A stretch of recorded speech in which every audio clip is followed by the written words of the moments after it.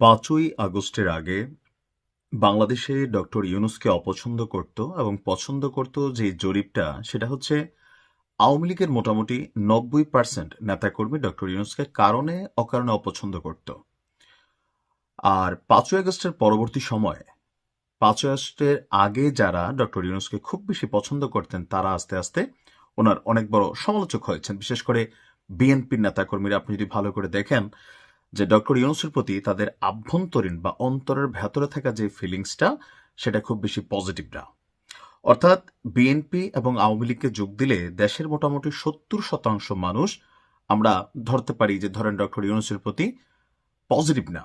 এনসিপিও ইদানিং পজিটিভ না, জামাতও পজিটিভ না। তার মানে এই দলগুলোর ভোটার সংখ্যা অথবা আপনি যদি তাদের একটা জরিপ ধরেন মোটামুটি ৮০ থেকে ৯০% মানুষ এই দলগুলোতে কানেক্টেড। তো তারা কিন্তু মোটামুটি ডক্টর ইউনূসকে পছন্দ করেন না। বিভিন্ন বক্তব্য বক্তৃতায় বা তাদের বিভিন্ন রকমের স্টেটাসে এটা অনবরত সামনে আসে।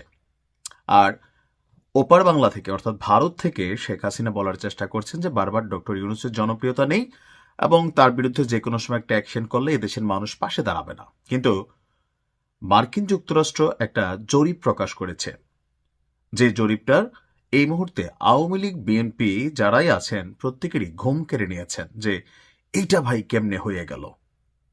এখন ডক্টর ইউনূসকে নিয়ে গতকালকে মার্কিনী একটা সংস্থাটা হচ্ছে মার্কিন পর্যবেক্ষক সংস্থা IRI, তারা একটা জরিপ চালিয়েছে যে এই মুহূর্তে একটা অবাধ সুষ্ঠু নির্বাচন এবং গণতান্ত্রিক উত্তরণের এই মুহূর্তে ডক্টর ইউনূসের জনপ্রিয়তা কি, দেশের কত শতাংশ মানুষ তাকে পছন্দ করেন।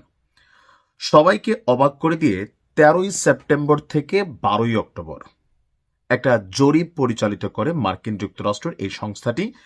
আর বাংলাদেশের 2/3 বেশি উত্তরদাতা, মানে তারা যাদের কাছে জরিপ চালিয়েছে, প্রশ্ন হচ্ছে এই সংস্থাগুলো যখন জরিপ চালায় আপনি দেখবেন যে সবসময় যে সরকারে যারা থাকেন তাদের জনপ্রিয়তাই 95% সবসময় পজিটিভলি একটা রিপোর্ট হয়। তো এখানেও এর ব্যতিক্রম হয়নি।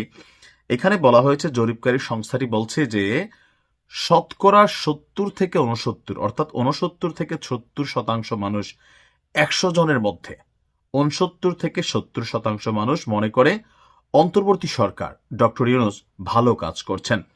ওই জরিপে নেওয়া 70% মানুষ অন্তর্বর্তী সরকারের কার্যক্রমের প্রশংসা করেছেন। তারা খোলাসা করেই বলেছেন যে ডক্টর ইউনূসের নেতৃত্বে দেশের বেশিরভাগ মানুষ অগ্রগতি দেখতে পাচ্ছে। জরিপের বরাতে মার্কিন যুক্তরাষ্ট্রের এই সংস্থা RIRA এর এশিয়া প্যাসিফিকের সিনিয়র ডিরেক্টর জোহানা কাও বলছেন ডক্টর মোহাম্মদ ইউনূস এবং অন্তর্বর্তীকালীন সরকারের প্রতি বাংলাদেশের মানুষের আস্থা অপরিবর্তিত রয়েছে।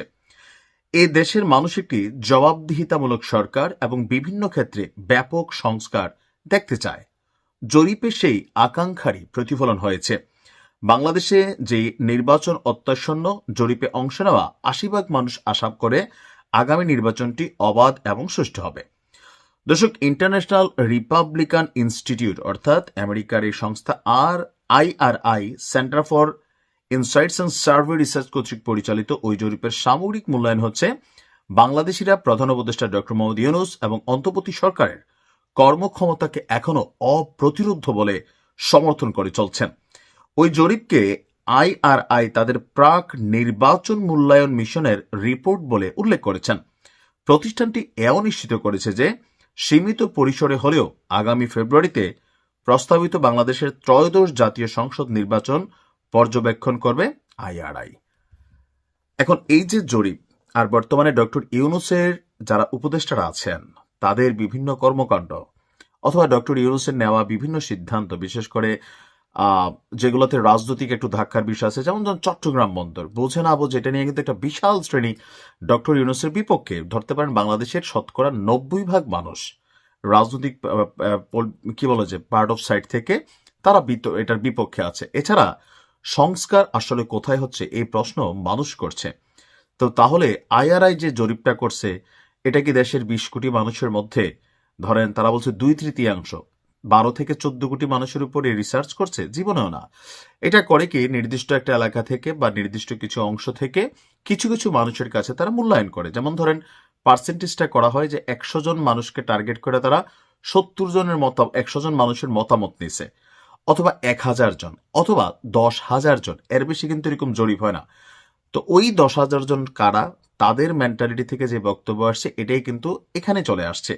তবে এই মুহূর্তে আইআরআই এর এই প্রতিবেদন ডক্টর ইউনূসের যেই সক্ষমতা বা রাজনৈতিক অবস্থান অনেকে যারা দুর্বল মনে করছিলেন, এই রিপোর্টটির মাধ্যমে এটা অনেকে ভাবছেন যে ডক্টর ইউনূসের সাথে বিদেশিদের যে সম্পর্ক, এটারই একটা কাটিং পিস হচ্ছে এটা। তো আপনি আসলে কি মনে করেন যে ডক্টর ইউনূসের এই টোটাল অগ্রগতিতে আপনার মন্তব্য বা মূল্যায়ন কি? যে 70% মানুষ যাদের জরিপের কথা বলা হয়েছে, আপনিও কি তাদের মধ্যে একজন, নাকি আপনি মনে করেন যে ডক্টর মোহাম্মদ ইউনূস এই মুহূর্তে যে সকল সিদ্ধান্ত নিয়েছে 15 মাসে, এগুলো আহ সন্তোষজনক নাকি অসন্তোষজনক?